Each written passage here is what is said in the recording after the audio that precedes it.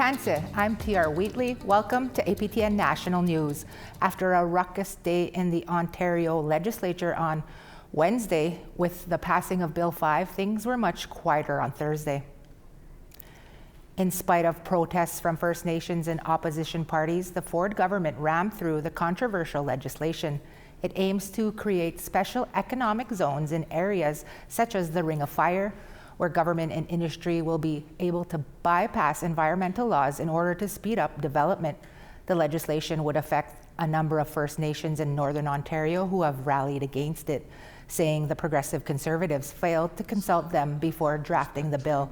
Speaking from his Queen's Park office, NDP MPP Saul Mamakwa says the government appears to have underestimated the resilience of First Nations. First Nations are already to defend their treaty rights. They're ready to defend, their Aboriginal title. They're ready to defend their land, and I think that's something that the governments, their systems, will clash with our systems. The National Chief of the Assembly of First Nations met with Prime Minister Mark Carney on Wednesday to discuss possible federal legislation to fast-track infrastructure projects to strengthen Canada's economy. A statement from National Chief Cindy Woodhouse-Nepenak reads in part, "The Assembly of First Nations remains deeply concerned about the lack of time and appropriate process to carry out the Crown's consultation and consent obligations, especially given the potentially massive impact on the rights of First Nations." The statement goes on to say the AFN will hold a virtual forum with chiefs on the matter. AFN executive will also discuss potential legal implications and next steps before July's Assembly. Woodhouse-Nepenak and Carney also touched on the impacts of wildfires, the climate crisis, and the infrastructure gap within First Nations. To the wildfire situation now. So far, more than 650 Manitobans have been deployed to fight wildfires across the province, and more than 175 people have come from out of province to help. But provincial government officials say despite all hands on board, they plan to keep fighting the fires for quite some time. At a wildfire update on Thursday, provincial officials shared there are currently 12 out-of-control wildfires in Manitoba, with 9 being actively fought due to their proximity to communities. 2 wildfires near Flin Flon have now merged together to create the largest at more than 300 hectares. They say a number of structures there have been destroyed, but are not aware of any wildfire-related losses in Pimicikamak or Puckatawagan. Around 18,000 evacuees are registered with Red Cross for shelter and support. Daily stipends from the federal and provincial governments will be administered through Red Cross to registered evacuees in the coming days. They say current cooler weather has helped the fight. We have had cooler temperatures, a little bit higher humidity. Winds generally have been fairly low to moderate. We are expecting that general trend to continue, which will be helpful for our efforts. There is precipitation in the forecast on the weekend for some areas of Manitoba, including areas where we have fires in the northwest as well as the east. At this time, those precipitation amounts are pretty variable and uncertain. So I'd like to remind Manitobans that just because you might see a blob of rain on that precipitation map, that's not going to be enough to put out these fires. As evacuees are now getting settled in Winnipeg, the Winnipeg Police Service and the RCMP have dedicated extra resources to provide support to evacuees and to protect vulnerable populations from exploitation. At a Thursday news conference, WPS Superintendent of Community Engagement Bonnie Emerson said the police have mobilized extra patrols, cars, and an Indigenous liaison team to visit evacuation centers and hotels. Inspector John Lutz said police responded to 70 dispatch calls and conducted 160 proactive engagements at evacuee sites on Thursday. Evacuees are encouraged to report suspicious activity to the police and reach out if they need assistance. RCMP Inspector Catherine Light said about 3,000 evacuee safety brochures have been shared with the Red Cross and distributed to evacuation centers. These enhanced safety measures and awareness campaigns are required, critically important, because we know criminals often take advantage of people during times of crisis. This includes youth, the elderly, or people who are going through a difficult time and when they're vulnerable. We are all here to help. That's why we're here today. It's important for all evacuees to know that help is available. Don't be afraid to speak up. If you feel unsafe, unsure, or overwhelmed, we are here to help. To other news now, Saskatoon Police say they're investigating the discovery of human remains just outside of the city. On June 4, investigators secured a scene near Highway 7, just west of the city, where the remains were found. The identity is not yet confirmed. Major crimes forensics and the coroner are working to determine the cause of death and if foul play was involved. No further information is available, but police say they will provide updates. Anyone with information is asked to contact Saskatoon Police or Crime Stoppers. Jonathan Joss, the actor perhaps best known for voicing John Redcorn on the animated sitcom King of the Hill, was killed in a shooting on June 1st in San Antonio, Texas. APTN Sav Jonza has more on this story. Jonathan Joss was John Redcorn in the animated sitcom King of the Hill. The 59-year-old Comanche and Apache actor was shot and killed on Sunday in San Antonio, Texas. His husband, Tristan Kern de Gonzalez, took to Facebook alleging that Joss's death was a homophobic hate crime. In the post, he says his husband was, quote, murdered by someone who could not stand the sight of two men loving each other. Gonzalez says he and Joss were checking the mail of their former home, which burned to the ground and killed their dog in January when the shooting occurred. He alleges the couple experienced homophobic harassment from people in the area for over 2 years, but no action was taken by police when reported. A neighbor, Sigfrido Alvarez Sija, has been charged with felony first-degree murder in connection with Joss's death. There are multiple news reports that Alvarez Sija confessed. The following Monday, San Antonio Police said in a statement that their investigation has, quote, found no evidence to indicate that Mr. Joss's murder was related to his sexual orientation. Later this week, San Antonio Police Chief William McManus walked back on that release. We issued a statement, I believe it was the day after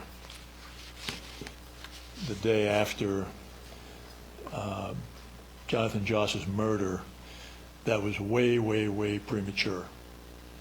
Shouldn't have done it.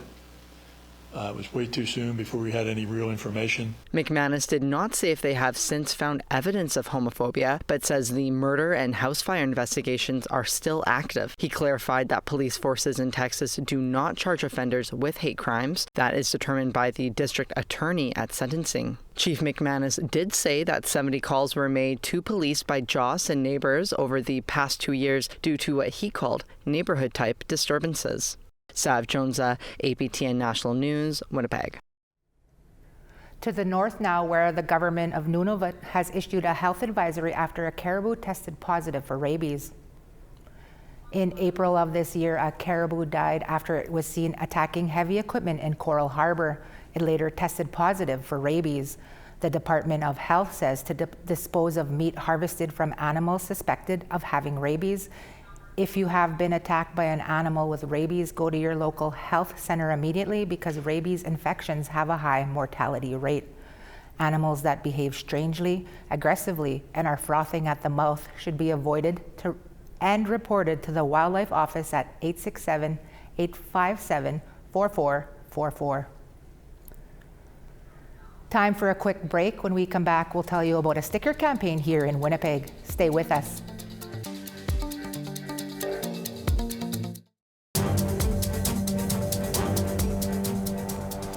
Pitigwe, welcome back. A Mi'kmaq group has received funding from Environment Canada and Climate Change to purchase and protect some coastal lands along the Bay of Fundy. The Signigduk is a Mi'kmaq-led climate action project. It received over $900,000 over 3 years to protect the New Brunswick coastline of the Upper Bay of Fundy and to purchase 100 hectares of land that will be donated to a Mi'kmaq land trust by 2030. The project is partnered with the Elsipogtog Mi'kmaq Nation to restore and protect salt marshes, which store carbon and protect the coast. The founder of Signigduk is Lyle Vicaire. He hopes this project will help promote Indigenous conservation. indigenous-led conservation, Migama Edewaptumuk Tuwaisian, a lot of these concepts are coming out into light. Like a lot of indigenous people are being trained in sciences and using indigenous knowledge, what we were taught, and with stuff we're being taught in the sciences, and doing these initiatives is part of that whole grand scheme, as how I see it. If you happen to be in Winnipeg and see a sticker with a positive message on a transit bus or even somewhere around the downtown area, it was most likely put there by Vinnie Lilly, who says his stickers are making an impact. But as our intern Dylan Cloud reports, Winnipeg Transit isn't so happy about Lilly's campaign. 4 years, Vinnie Lilly has been in downtown Winnipeg actively promoting his motivational sticker campaign. I have had some negative situations with bus drivers where they really acted angry towards me.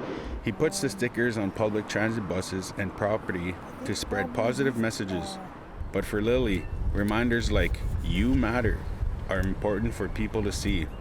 I was one of those people that was struggling on the bus, and having those thoughts, and everybody is on the bus going to work or coming from work, and they see these stickers and it says something like "You are loved," and they see that and they're struggling with feeling loved, and they feel like that message is to them. Winnipeg Transit says it's just more to clean up. In an emailed statement to APTN News, a Winnipeg Transit spokesperson, Brandon Logan, wrote that they are overwhelmed with graffiti, with more than 1,500 instances since January 2025. At Winnipeg Transit, our staff works incredibly hard to ensure our buses and shelters are as clean as possible for riders.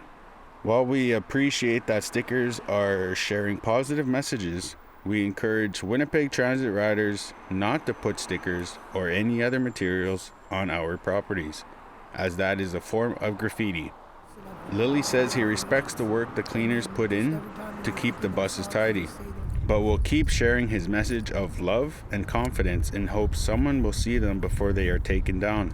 The reaction that I have every single day from people messaging me and talking to me and telling me, thanking me for the stickers that they do see everywhere, I think that obviously just even strengthens the passion that I have, because I do realize that the effect that it has had on me in my life, that's where my passion comes from, and I know that it really does help people. If you see the stickers on your way to work or school, now you know the face behind them. Dylan Cloud, APTN National News, Winnipeg. Now we want to tell you about this week's web poll questions. First, we asked, does the medical assistance in dying law align with your community's traditional beliefs? Yes, no, or unsure. Our second question was, do you expect Canada and the provincial governments to honor treaty rights when planning resource projects? Yes, no, or not all projects. And lastly, we asked, do you feel the government is providing adequate support to First Nations as wildfires burn across the country? Yes, no, or unsure. You could go to our website, aptnnews.ca/polls to cast your ballot. Time for one last break. When we come back, Dennis Ward introduces you to a Red River Métis artist who's put out some new music. Be right back.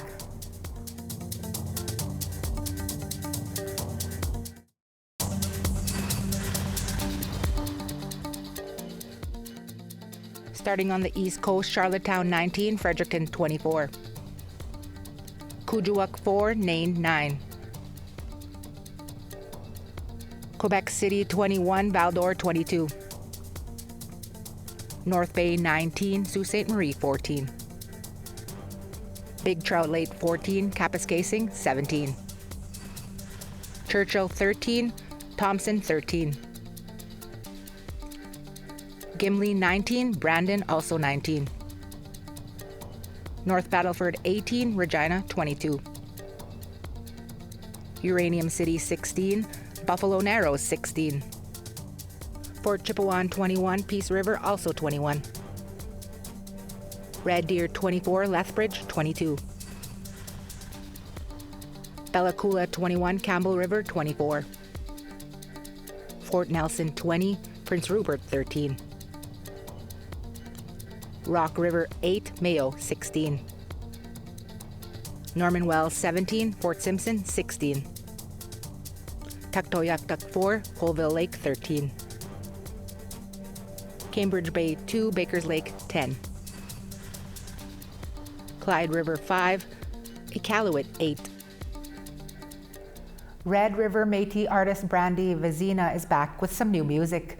Grit and Glamour is being described as a fierce, soulful EP rooted in unapologetic truths. The EP was released today. Dennis spoke with Brandy earlier, who also did a performance. Brandy, great to see you again. Congrats on the new EP as well. As I mentioned, the EP Grit and Glamour being described as fierce, soulful, and unapologetic. Brandy, what would you like people to know about the new music? I really want people to focus on my songwriting. I've really taken the last few years to work with songwriters, incredible songwriters across North America, and develop my team. And I just really want people to see me first and foremost as a songwriter and a singer, and see my growth as an artist.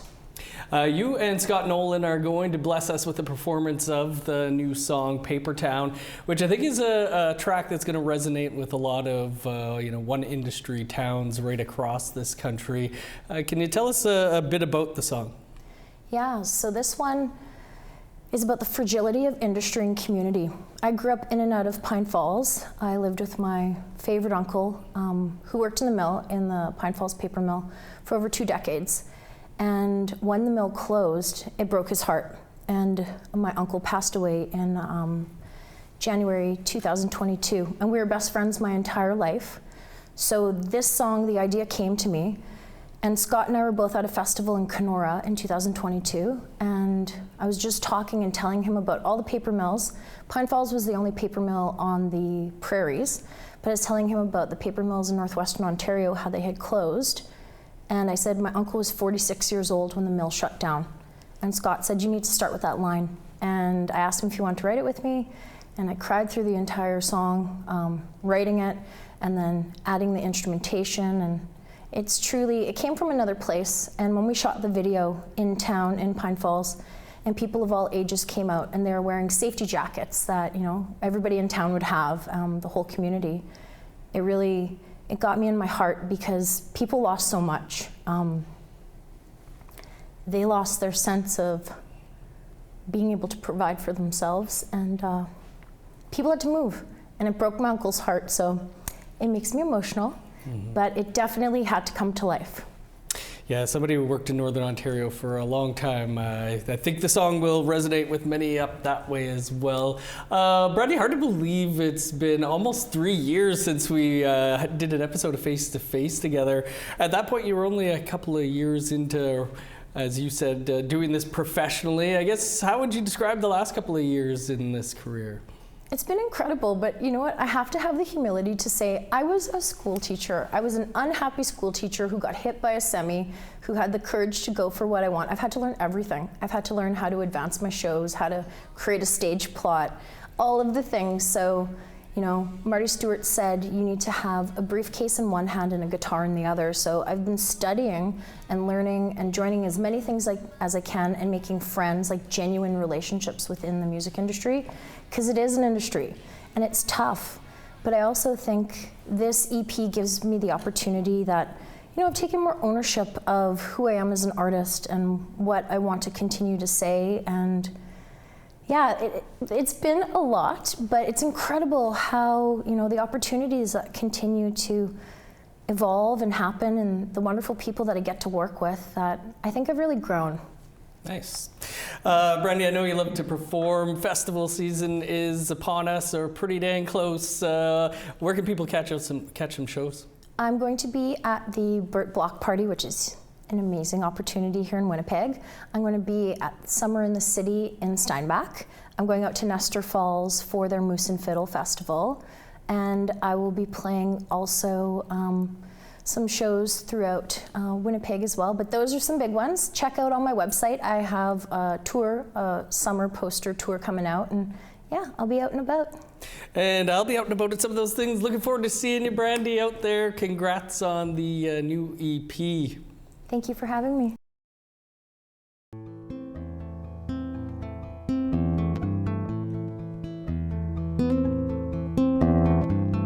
"46 years old, when the mill shut down. We started at the Rusty Nail, it ended up at Paper Town. Picture in a frame, him on a picket lines. Tell my friends I ain't coming back. Tell my mama that I'm doing just fine.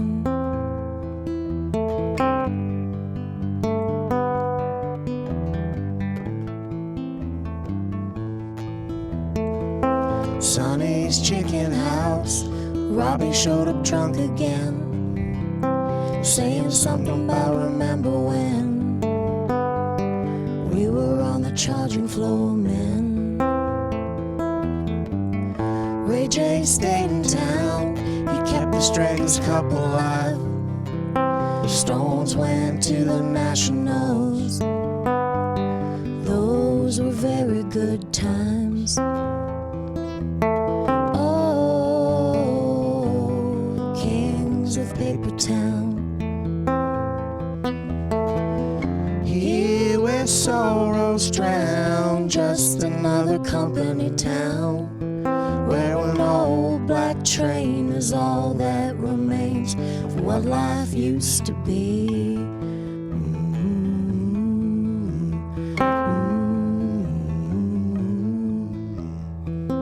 Juke was drinking and dialing, 28 sleeps to go. No more crying to the radio. Daddy, when you're coming home. All down Cherry Street, vacant houses boarded up, back roads and pickup trucks, out of time and out of luck.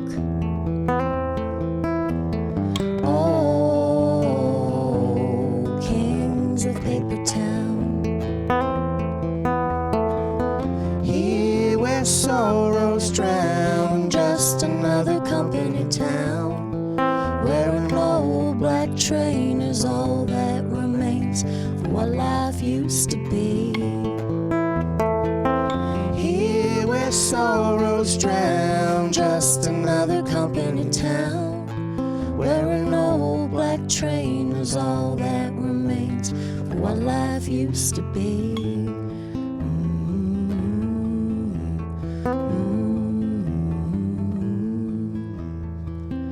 46 years old, when the mill shut down. We started at the Rusty Nail and ended up at Paper Town. Beautiful lady with a beautiful voice. That's all the time we have for your daytime newscast for Friday, June 6th. I'll be back at 6 p.m. Eastern with your evening newscast. From all of us at APTN, Egasi, Kitom, Kawapamitinanaw.